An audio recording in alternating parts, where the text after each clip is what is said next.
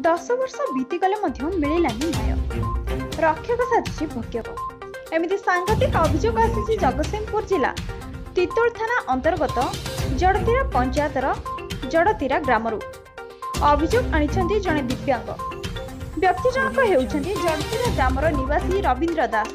तांको कहिबा अनुसार विगत 15/5/2009 मसीह माल परिवहन करुथिबा ट्रक दिन मजुरिया भावे कार्य करुथिले। दुर्भाग्यवशतः कौनसी कारणरू ट्रकटी तितोल थाना अंतर्गत ओलगदा नदी रास्ता कड़कू खसी पड़िथिला। सेही समय 2 जण लोकंकर प्राण हराइथिबा बेले आउ केते जण आघात पाइथिले।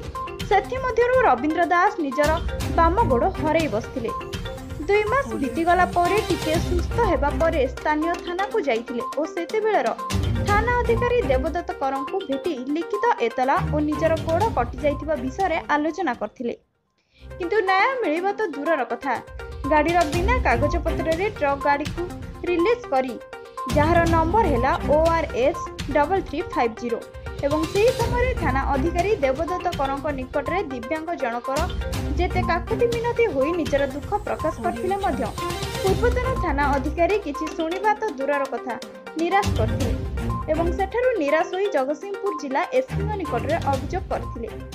पर कलेक्टर को लिखित अभियोग करथिले किंतु किछि सुफल मिलिला नाही।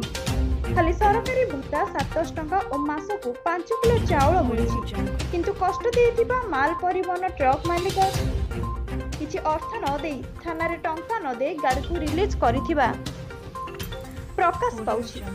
एई प्रश्न उठे जे पुलिस प्रशासन आईनी रक्षक साजी भक्षक साजिला काहेकि।